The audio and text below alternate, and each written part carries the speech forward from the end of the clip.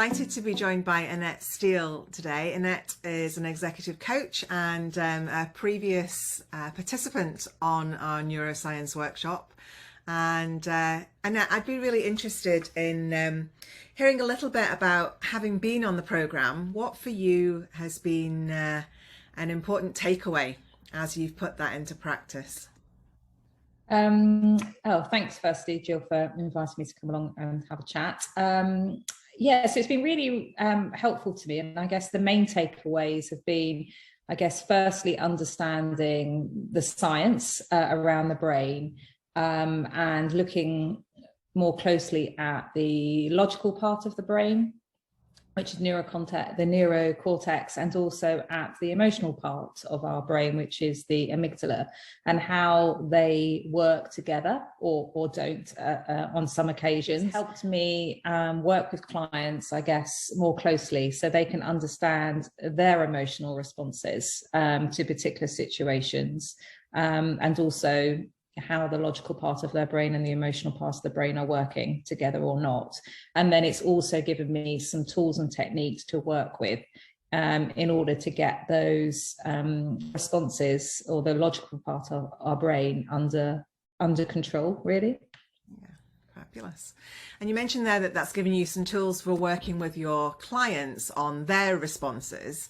How is that what have you noticed for yourself as a coach in terms of your responses and the parallel process there as well?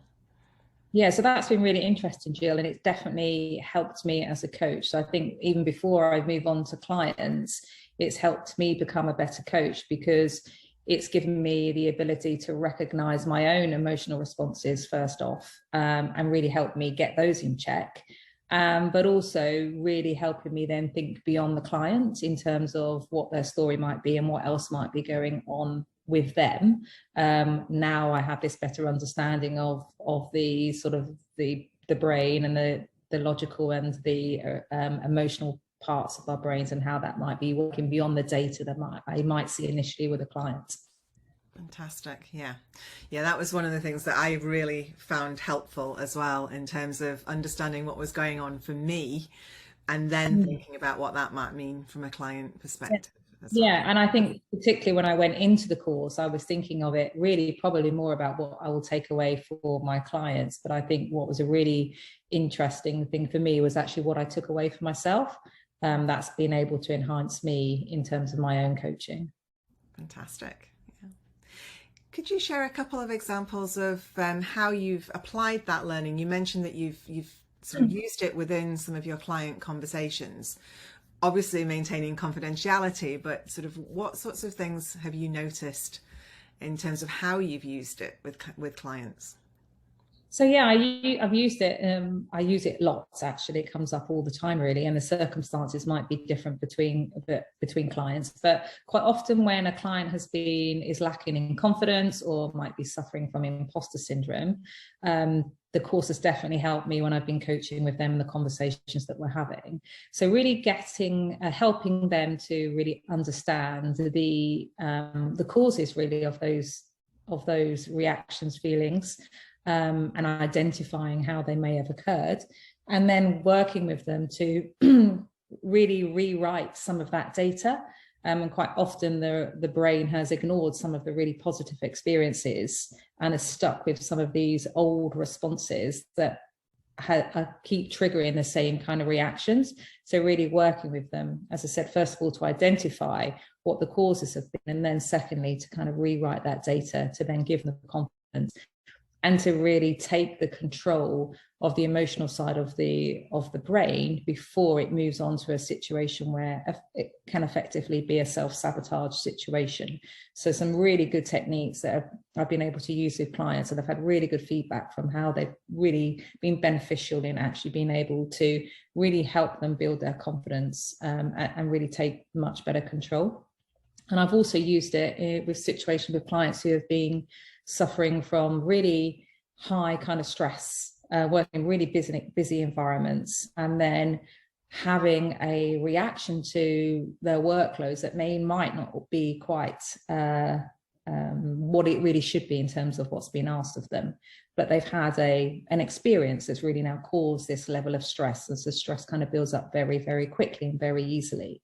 So I've used some of the work that we did on the course to help, again, identify what's caused that kind of level of fear or panic in terms of stress, in terms of workload, and then identify some techniques to take control of those feelings. So understand the triggers and then really helping them to take control. So before they move into this flight, fight or freeze response, that they've already got the control. So I think that's been really helpful and has come up with a few of my clients who work in really kind of busy, stressful environments. Fantastic.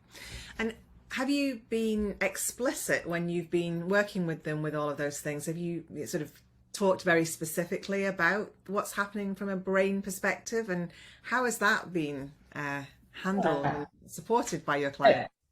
So it's been really helpful because I've used some diagraphs some of the content that we've used from the course. So even some basic diagrams around the brain, which I think for clients, it's helped them understand that as well, because quite often a lot of us don't have the detail of what's really going on.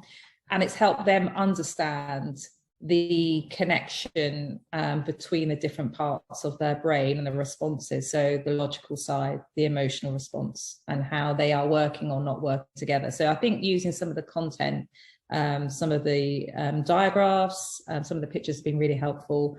And also there's been other tools that are quite visual that we received on the course that I have used with clients, and that's really helped them understand it in a kind of basic terminology, but something they're able to kind of grasp.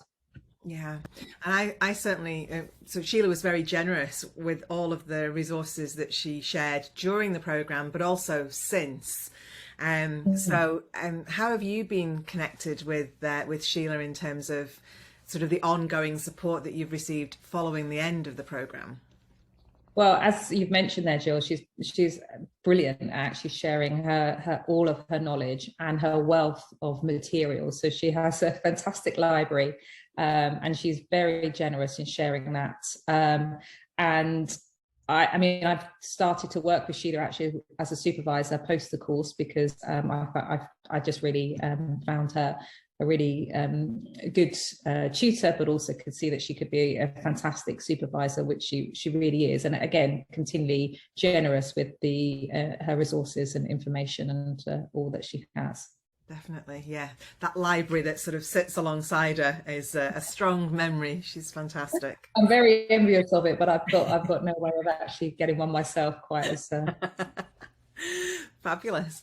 And I guess the last question for me, because we did this program at the same time and we did it virtually, so over 4 modules. What were your experiences of the virtual setting and program? Yeah, it was brilliant actually, because I guess, quite often I think, in person first, but the virtual program worked really, really well. And she found a fantastic way of connecting all the participants as well. So it was over a course of 4 half days, but we felt a real close bond by the end of that program, which I thought was really fantastic, considering we were never in the same room. And so the way she structures the program really helps you find connection with other members on the course and actually work really together in terms of encouraging each other and gain as much as we can and helping each other. So yeah, I found that the virtual course was brilliant. Fantastic. Wonderful. Thank you so much. It's been brilliant to speak to you about that, and hopefully we'll speak again soon. Thanks very much, Jill. Thank you.